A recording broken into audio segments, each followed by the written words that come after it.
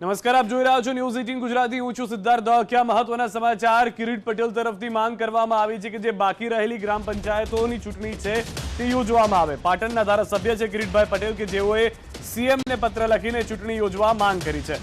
જ્યાં મુદત પૂર્ણ થઈ છે ત્યાં ચૂંટણી યોજો। ઘણા સમયથી મુદત પૂર્ણ થઈ હોવા છતાં નથી યોજાઈ ચૂંટણી। ગયા એપ્રિલ મહિનામાં યોજાવાની હતી ચૂંટણી, પરંતુ અનામતને લઈ મુદ્દો ગોંચમાં પડ્યો અને ચૂંટણી નથી યોજાઈ। એવામાં કોંગ્રેસ ધારાસભ્યએ ચૂંટણી પંચના બદલે મુખ્યમંત્રીને પત્ર લખ્યો છે અને માંગ કરી છે કે મુદત પૂર્ણ થઈ છે એવામાં ગામોમાં લાંબા સમયથી તલાટી અને વહીવટીદારો વહીવટ ચલાવી રહ્યા છે, જેમાં એકની પાસે 7 થી લઈને 10 ગામોનો વહીવટ હોવાથી કામનો બોજો વધી જાય છે અને ગામના વિકાસના કાર્યો અટકી રહ્યા છે। આથી ઝડપથી ચૂંટણી યોજવામાં આવે। આપને જણાવી દઈએ કે 19 એપ્રિલ 2022ના દિવસે રાજ્ય ચૂંટણી પંચે પરિપત્ર જાહેર કરીને એપ્રિલ અને જૂનમાં જે ગ્રામ પંચાયતોની મુદત પૂર્ણ થઈ હતી ત્યાં વહીવટીદાર નિમવાની જાહેરાત કરી હતી।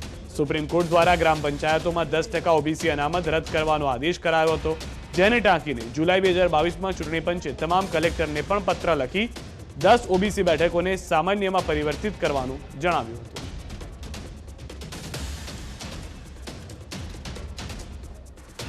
તો હાલમાં જે પત્ર લખવામાં આવ્યો છે તે પણ અમે આપને દ્રશ્યોમાં બતાવી રહ્યા છીએ। મુખ્યમંત્રીને સીધો જ કોંગ્રેસના ધારાસભ્યએ પત્ર લખીને કહ્યું છે કે ચૂંટણી જે જગ્યાએ બાકી છે તે યોજવામાં આવે, શા માટે બાકી રાખવામાં આવી રહી છે સહિતના અનેક મુદ્દાઓ જે છે તે પત્રમાં લખવામાં આવ્યા છે।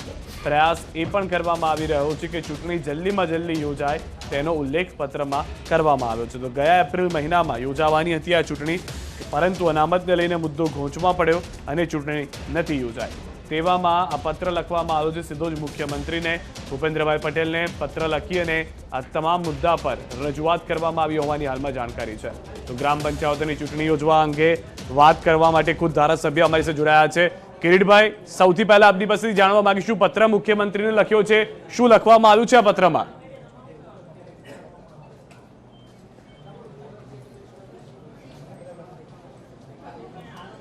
કિરીટભાઈ પાસે જવાનો એકવાર ફરીવાર પ્રયાસ કરીશું, તે જોડાયા નથી અમારી સાથે, તેમને ફરી એક વખત જોડવાનો પ્રયાસ કરીશું, પરંતુ હાલમાં ખુદ ધારાસભ્ય સાથે વાત કરવાનો પ્રયાસ કરીશું કે પત્રમાં કયા મુખ્ય મુદ્દાઓ છે કે જે તેઓએ ટાંકીને મુખ્યમંત્રીને લખ્યા છે।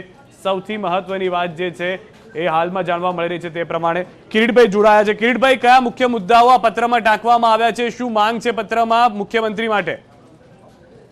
ભાઈ, છેલ્લા ઘણા સમયથી રાજ્યની અંદર ગ્રામ પંચાયતોની ચૂંટણી યોજાઈ નથી, લગભગ 1 વર્ષ થવા આવ્યું અને ગ્રામ પંચાયતોની ચૂંટણી થતી નથી। એના લીધે ગામ લોકોને બહુ મોટી તકલીફો પડી રહી છે। વહીવટદાર તરીકે ગ્રામ પંચાયતોની અંદર આજુબાજુના તલાટીઓને મૂક્યા છે। એક બાજુ સાથે રાજ્યની અંદર તલાટીઓની ખોટ છે। એક ગામ 2, 3 કે 4 કે 5 ગામ વચ્ચે એક તલાટી હોય અને એવા તલાટીને પાછા તમે વહીવટદાર તરીકે મૂકો એટલે એક તો જે રેવન્યુનું કે પંચાયતનું કામ હોય અટકી જાય અને એને વહીવટદાર તરીકે કામ કરવું પડે એટલે જે પહોંચી ના વળે। અને એના કરતો કે જે વહીવટદાર છે એ પોલિસી મેટર હોય તો એ નીતિ વિષયક નિર્ણય લઈ શકતો નથી। પણ કિરીટભાઈ, અહીંયા આગળ સવાલ એ ઉભો થાય છે કે આપે મુખ્યમંત્રીને કેમ પત્ર લખ્યો? આ તો ચૂંટણી પંચને કરવો જોઈતો હતો પત્ર લખીને રજૂઆત। એ તો મુખ્યમંત્રીને ચૂંટણી પંચને તો સરકારે જે કાર્યવાહી કરવાની છે એ કાર્યવાહી સરકારે ચૂંટણી પંચે અથવા હાઈકોર્ટે જે ડાયરેક્શન આપ્યું છે એ સરકારે ઝડપી પૂરું કરે તો ચૂંટણી પંચ કરે ને। તો મુખ્યમંત્રી ની પણ જવાબદારી થાય છે કે ચૂંટણી પંચને જાણ કરે કે જે પણ કાર્યવાહી કરવાની હોય સરકાર લેવલે કરવાની હોય કે ચૂંટણી પંચ લેવલે કરવાની હોય એ સરકારનો વિષય છે, પરંતુ તાત્કાલિક આ કાર્યવાહી પૂરી ના થાય તો ગામ લોકોને મોટી મુશ્કેલી પડે છે। તમે જુઓ કે મારા પાટણ તાલુકાની અંદર 51 ગામ છે। 51 ગામની અંદર અત્યારે વહીવટદાર છે, પીવાનું પાણી 2 મહિના સુધી મળતું નથી। કિરીટભાઈ, આપ જે વાત કહી રહ્યા છો, આપને લાગે છે કે સરકારના કારણે આ ચૂંટણી થતી નથી? કેમ કે મુખ્યમંત્રીને આપે પત્ર લખ્યો છે, એમની નિષ્ક્રિયતા છે જેના કારણે આ ચૂંટણી યોજાતી નથી?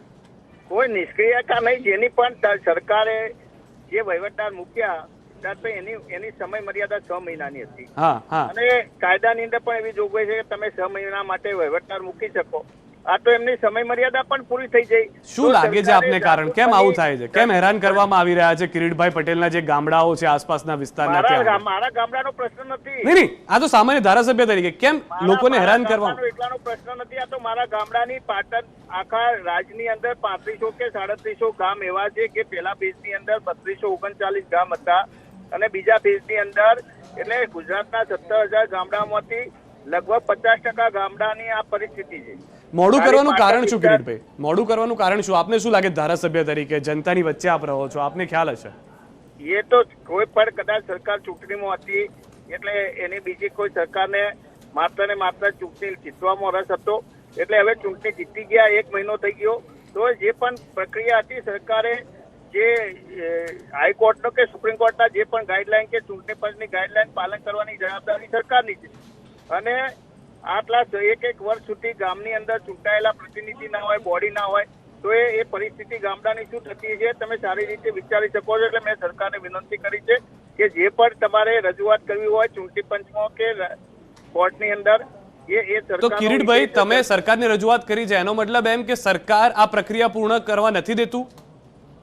સરકાર એ મને ખબર નથી કોણ નથી કરવા દેતું, પણ એ જે રિયાલિટી એ છે કે છેલ્લા 8-10 વર્ષથી ગ્રામ પંચાયતની અંદર સરપંચની ચૂંટણી થઈ નથી અને એના લીધે ગામના લોકોને બહુ મોટી મુશ્કેલી ભોગવવી પડે છે.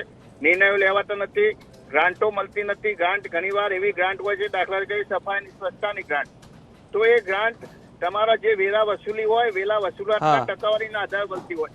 ગામમાં સરપંચ ના હોય એટલે વેરો વસૂલ ના થાય, વેરા વસૂલ ના થાય. પણ કિરીટભાઈ આપે રજૂઆત કરી હતી ચૂંટણી પંચમાં આ મુદ્દાને લઈને, ત્યાંથી કોઈ જવાબ આવ્યો હતો?